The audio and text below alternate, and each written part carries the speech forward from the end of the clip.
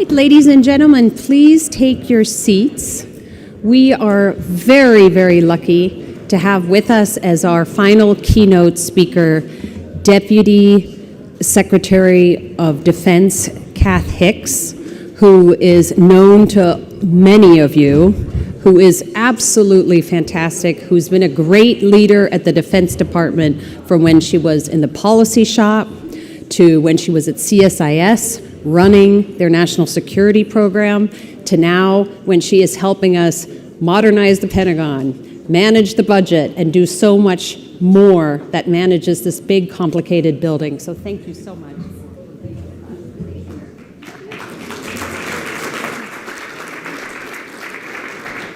And you will notice that I'm not Margaret Brennan, who was supposed to be here with us, and she unfortunately had a very last-minute change and couldn't be with us today. So I'm very happy that I get the chance to speak to you. Pleasure always to talk to you. Thanks. Thank you. So let me start you off with a more general question. We'll get into the details. But the department recently released the National Defense Strategy. Yes. And it describes, of course, right up front, China as the pacing challenge. And last week, DoD's latest China military power report painted a picture of the PLA that is setting its sights to 2027. I think that was the quote. Increasing military pressure against Taiwan. Xi Jinping says in the 20th Party Congress, to great applause, we want peaceful reunification, but we'll use force if necessary. What's the Pentagon doing about all this? Sure. Well, again, thanks for having me, Anja. And I get a lot of questions about, this, specifically what is the U.S. military doing inside the Biden administration with regard to China. We did say in the NDS that China's the pacing challenge. When we say that, what we mean is they have, more than any other country, the wherewithal to upend the international order. And that's an international order that we believe serves U.S. interests by and large. So we have a lot of national interests at stake in protecting and defending our capabilities, and that includes putting forward combat credible capability that the Chinese see as sufficient to deter them. And we think about that in multiple time frames, and that includes right now. We think about it in 2022, 2023, all the way to 2027, and we think about it in the midterm and the long term, and being able to pace China all through that period as they make changes, as we make changes. That's really important to us. So what is our strategy for doing that? We really have three main pillars we rely on, and these are the same that are used across the administration. We're investing, we're aligning with our allies and partners, and we're competing. And so on investing, you're familiar with some of the things we're doing here at home. We're very supportive of the CHIPS Act. We work really hard to indicate the national security interest in having a reliable microelectronics supply chain. Will be part of the implementation plan in the Defense Department on chips. We are invested in securing supply chains in other key areas, batteries, for example, among others. And we are very much invested in procurement and research and development dollars here in the U.S. We have put forward in the 23 budget request, the President has the highest both research and development budget requested and the highest procurement dollar value ever requested. So when people say, well, they're looking at 2045, well, that's true, but we're also looking at the here and now. So that's investment. Aligning, we're working really closely with allies and partners. I think you had Kurt Campbell earlier today. Hopefully he touched on many of those components. But that's happening in and out of the Indo-Pacific, for instance, all the time. Just in the past year, we landed F-35s both on a Japanese helicopter carrier and on a UK carrier, as an example. We just announced yesterday with the Australians some enhanced force posture initiatives. We work all the time through the Quad and with bilaterally with various countries in the region, all in support of this alignment. And we know this is what the Chinese, among all the things we do, this is what they can't compare to, this asymmetry of alignment and alliance politics. And then finally on competition, we are very focused on competing in ways that are in accordance with the international order. And making sure we do so responsibly. We think that's different than what we see the Chinese doing. They have had more crossovers of the center line, for instance, by aircraft in the Taiwan Strait this past year than they ever have in their history. Meanwhile, we make sure we are operating, again, in accordance with discipline and professionalism in the air, maritime, in cyberspace, and elsewhere. But we do it in a way, again, that demonstrates our willingness to defend our interests alongside, again, those allies and partners. So that's sort of the key elements of how we think about the China issue set today and how we want to pace today and into the future. That's very helpful. Thank you for that overview. Let me dig in a little bit on what you said initially, which is about building ourselves up. NDAA, I know you're working on it. It's a huge top-line number. Yeah. But within that are a lot of things that the department is doing new and differently. For example, on space weapons and on hypersonics, areas where I know the press has reported that there's an actual worry that China and maybe Russia could be a pacing challenge. So can you say a little bit more about those innovative parts of what the department is doing and how that fits into the budget? Absolutely. I can't let the question go by without saying we try to innovate in all aspects of what we do. These key technology areas, I think, is where a lot of the focus goes, and those are important, and I will talk about them. But I do want to emphasize a lot of this is about our concepts of operation, being creative and innovative in how we use what we do, combining different approaches, old, if you will, and new technology, and that's really important. I may return to an example there in a moment. But on space, on hypersonics, we do have a significant investment in both. We have probably a historic level of investment, $20 billion plus in space resiliency that we've requested in the 23 budget. We know in order to make sense and act, all those elements of command and control, we have to be able to access space. We have in the United States by far the most resilient commercial space enterprise anywhere in the world. The Chinese know that. We're going to lean into that. We, of course, will have government-specific capabilities. But back to my point previously on investing here at home, making sure we're working closely with the commercial sector and leveraging all that commercial space capability is an important part of that proliferated viewpoint of how we sense, make sense, and act. On hypersonics, we have a strong investment there. I'm very pleased with where we are in hypersonics. A lot is made about the fact that the Chinese and Russians have invested heavily there. I will just point out that the Russians have used hypersonic weapons in Ukraine to no discernible battlefield effect. And what I would simply stress is we are not about arms racing. We are not about matching dollar for dollar or weapon for weapon what another country does. What we're interested in is making sure we have the capabilities to bring to bear that meet the demands of how we plan to fight, and that is what we are doing on hypersonics and on counter hypersonics. I said I'd give you one other. Let me cheat in another one. A lot of that innovation that we're doing, as I said, is happening in much less highfalutin areas. So an example I'll give you is what the Marines have been doing with, the modern version of the Humvee. Our joint tactical vehicles, light tactical vehicles, they're associating these very mobile platforms that we have in the thousands with Tomahawk missiles that we have in the thousands. And they're looking at how you distribute across the Pacific. This is the same Marine Corps that had an island hopping campaign, right, in World War II. And when you look at operational concepts like that, that really complicates things for the Chinese. That's something they have not been thinking about how to deal with. So we're making sure to innovate at all levels of the department to create those kinds of complexities that make the Chinese wake up, the PLA wake up and say, you know what, today's not the day, because that's what we want them to be thinking every day. Yeah. Absolutely. That's perfect. And I know you have been specifically such a leader on all of these initiatives, large and small. Let me ask you about one specific one. You know, I live in California.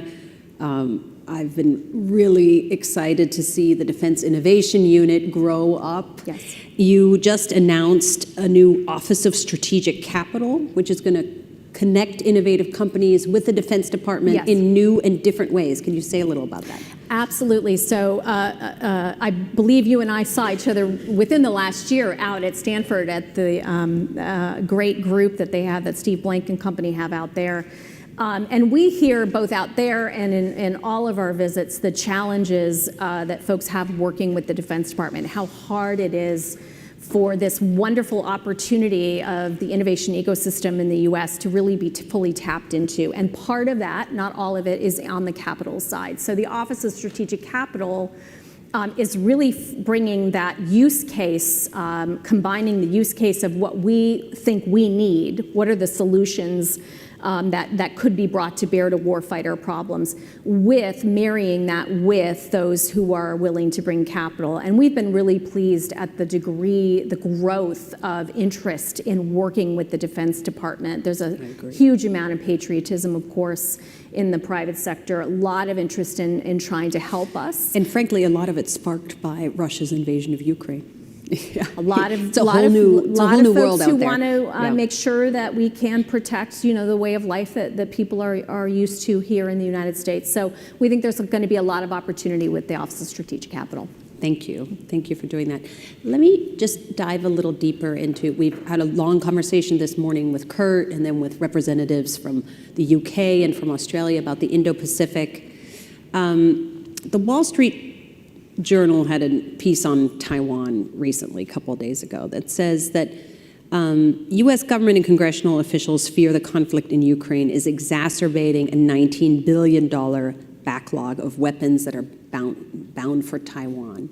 Can you say a little bit about that? Is there a backlog? If so, what are we doing to get rid of it? So let me say emphatically that the U.S. support in Ukraine is in no way negatively affecting our ability to provide, fulfill FMS cases, foreign military sales cases, or otherwise support Taiwan. In fact, there's a lot of lessons learned out of Ukraine and a lot of congressional support for building out the defense industrial base that we believe will be critical to our ability to continue to support, whether it's the Taiwan Relations Act commitments that we have, or other allies and partners who bring forward requests. The major difference, just to demonstrate why these things are not connected, we have been doing presidential drawdowns, the particular equipment items that have been cited in the New York Times report, Javelin and Stinger, for instance. We have been drawing down our own equipment stocks for Ukraine for that. So think of like used, we've been sending from the used car lot. Okay.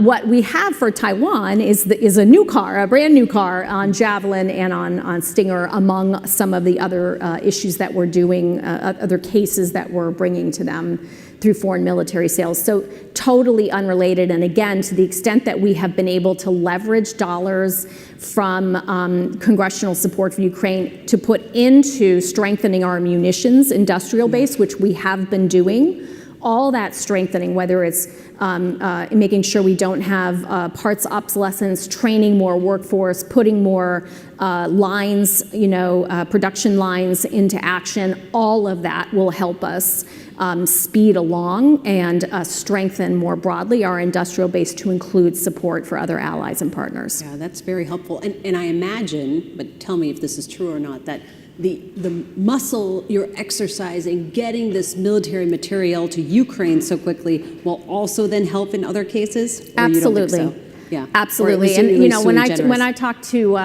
industry colleagues, that's very clear. And there's a lot of areas where we're not in the, as the president said, we're not in the post-Cold War world anymore, and just getting that muscle memory moving of, you don't actually have to take that long. Before you go on that break, you can actually sign that paperwork and move it from here, pile A to pile B. That's so much of what a deputy does and others in the Department of Defense. I'll just give a shout out to the U.S. Army. Doug Bush, don't envy you that part of the job. No, don't envy that. Doug Bush, who's our ASALT, the Army acquisition executive. Bill LaPlante, who's our Undersecretary for Acquisition and Sustainment, and all their teams. They are working extraordinarily hard to take what used to seem impossible and make it possible. We have put billions of dollars on contract in the course since February at amazing speed. we've had issues move in less than a 2-week time frame from the time of a needs assessment request from Ukraine approval to getting something out the door. And then there's U.S. Transportation Command that's moving it all. We take a lot for granted, I think, about how hard that is. The Chinese don't take that for granted. They're watching us do that, and they can't replicate that. Yeah, no, I think that's a really important and a little bit of an undertold story, because this is really something brand new for the Pentagon. Let me stick with the Pacific for a minute, though. Taiwan is obviously front and center. A lot of folks here in Washington have talked about the porcupine strategy. There seems to be bipartisan support for doing whatever it takes for Taiwan to defend itself. What is it actually doing, and what does Taiwan need to do on the readiness front? Yeah, so I think we've been very clear in the United States over multiple administrations that Taiwan needs to put its self-defense front and center. We think the Chinese put a premium on speed, and the best speed bump or deterrent to that is really the Taiwan people being able to demonstrate that they can slow that down, let alone to defend against it. And that's where the Ukraine example, I think, really can give the Chinese pause to see the will of a people combined with capability to stall or even stop a campaign of aggression. So what are some of those elements? One is they need and we've told them this for years, they need a non-commissioned officer corps. They need the training and conscription timelines that support a professionalized military. Training in general, I think, is an area where we've seen with the Ukrainians, for instance, they've had 6 years of Western training from 2014 to the newest Russian invasion. That really has paid off, both in terms of creating relationships. Can I just interrupt you there? Sure. Are we able to do anything similar with Taiwan? Probably not. Well, I think there's a lot of that they can do themselves, and a lot of partnerships that they have available to them. So I'll say that, and you don't have to be in country to do a lot of that kind of training. So you think it's for the Taiwanese to avail themselves of training that I could do. be out there? I do. And then there's the equipping piece. And there, again, we've been very consistent over multiple administrations about some of those asymmetric capabilities that can be real game changers for them, and the value that that can provide to them. And we continue to provide that advice. Great. That's very helpful. Thank you. So at the intersection of these two big situations, I mean, really, we called it this morning a tectonic shift in the plates of the international system. What lessons do you think Ukraine has taught us, the U.S. and Taiwan, how you might counter a Chinese attempt at reunification? Sure. I think it's a lot. It's taught us a lot of things. They're not direct parallels. So I would emphasize that, but the lessons I think we really want the Chinese to take away, and that we're taking away, is again the value of alliances and the strength of international support for a people who are subject to aggression. And how that plays out then in the economic realm, in the international relations realm, and even in the supply chain realm. So let me go back to the CHIPS Act and microelectronics. The Russians are going to be, years, if not more than years, behind their own military modernization plans, because they're not going, if only for the fact, let alone that they've expended a lot of munitions, that they will not have access to, for example, the advanced microelectronics that they need.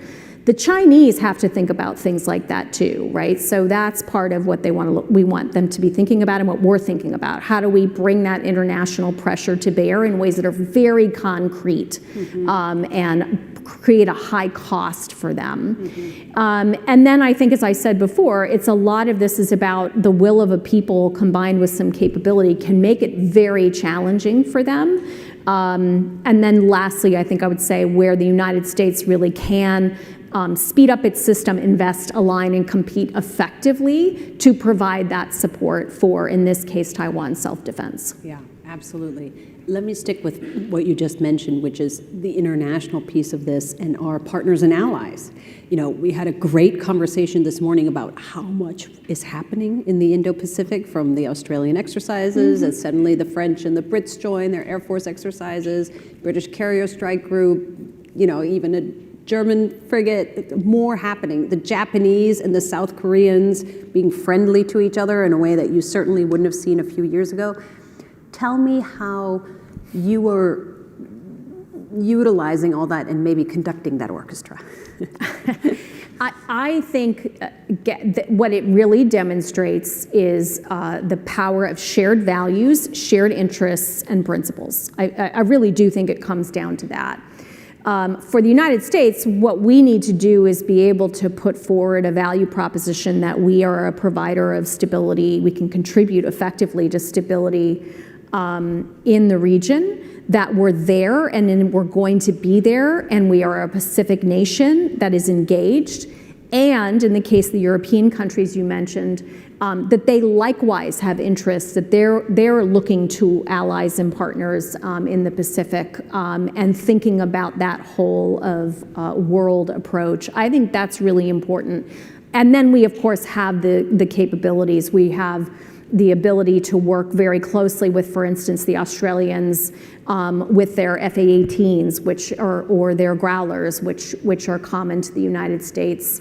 You know, you can look at any of those countries where we have very close relationships, or in many cases alliances. We're training with them, we're operating with them, we are cross-decking with them, as I mentioned before. All of that creates stability, a common approach, and reinforces our ability to operate together in crisis. Yeah, thank you. That's very helpful. Let's fly now a little bit farther west to the other conflict that's probably keeping you up at night, and that's, of course, with Russia, Ukraine. And I'll start with kind of the intersectional question. You know, in early February, Putin and Xi declared their no-limits friendship. President Xi might be regretting that a little bit. How do you see the relationship between China and Russia developing? I think it's clear that both are concerned about this, the U.S. and the community of nations that have come together in support of the Ukrainian people. And, you know, there is that. I think there are some natural tensions between them that are historic and longstanding. But I would also just add, I think it should be increasingly uncomfortable for the Chinese first to see some of the nuclear saber rattling that the Russians have done. They have no interest in the use of nuclear weapons. I think they should be concerned about the accord that the Iranians and Russians appear to have come to that results in Iranian weaponry being used in Ukraine by Russia. Sorry, let me just clarify. You think the Chinese should be concerned about that? They should be concerned about that. I think those are, there's no evidence that they are. Natural tension points. Well, you're asking where the relationship is going, and I guess what I'm saying is I think there are some additional tension points that we are seeing play out here that make it challenging. It should make it very challenging for the Chinese. I know the Chinese very much value their international reputation. These are challenges to that, let alone the aggression itself, the attacks on civilian infrastructure that are, you know, the evidence of war crimes. There's a lot here that is of concern, I think, if you're China. Yeah, absolutely. Thank you. We have a new Congress, Republican-controlled House. Do you think that providing, so I know there's also been a request for an additional appropriation for military goods for Ukraine. Do you think providing support for Ukraine is going to become more challenging within the U.S. system? I think there's a very strong bipartisan consensus in support of Ukraine. How that manifests in the types of capabilities that make sense to send, I think that's going to evolve over time.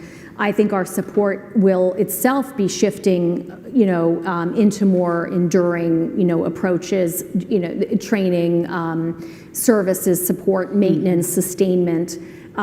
So I think that's a natural evolution, if you will, of the types of capabilities, but I'm not concerned about the bipartisan support for Ukraine. Good, that's great to know. It is amazing how much bipartisan support there is both for what we're doing with China and with Russia. Yes. I'm sure that makes your job at least a tiny bit easier. It does. At least a tiny bit easier.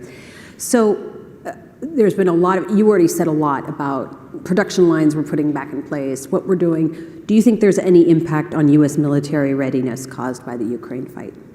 No, actually, we work very carefully every time we're reviewing requests for assistance. In addition to, of course, working closely with those elsewhere in the interagency, we're looking inside the Defense Department and scrubbing what the readiness implications could be of any such provision. So those are weighted carefully. The Secretary sees an risk assessment on readiness for anything that we send forward, and we have only sent forward anything where we are comfortable with that risk assessment, whether it's related to readiness or technology transfer or other concerns. That's great. That's great to hear. So let me ask you the more broad brushstroke question.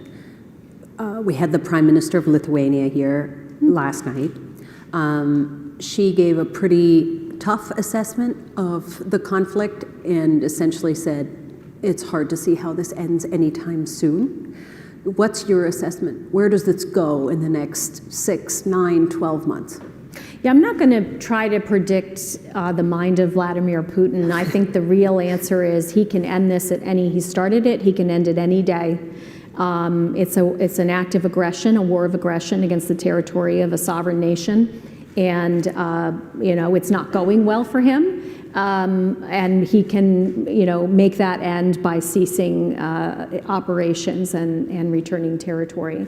The answer beyond that is really with the Ukrainian people, and our commitment is to make sure we are always putting the Ukrainians, as the president says, always with Ukraine. We're not negotiating, if you will, around Ukraine separately. So we are in support of Ukraine, and we'll see where this goes. That's great to hear. I'm going to ask you one final question because we've only just touched on bits and pieces of your enormous portfolio.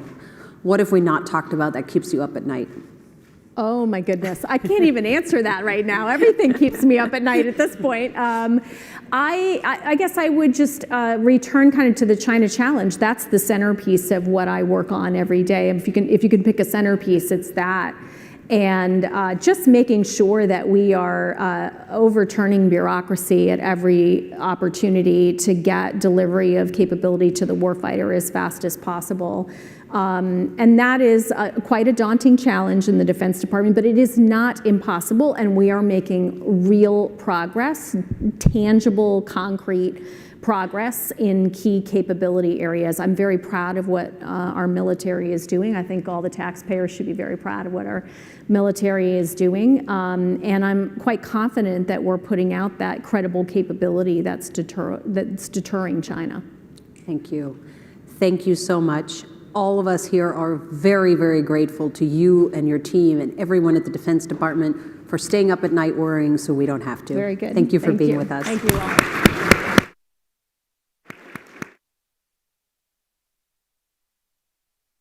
We have our chairman, Joe Nye, to close us out. Thank you. Thank you so much. That was great.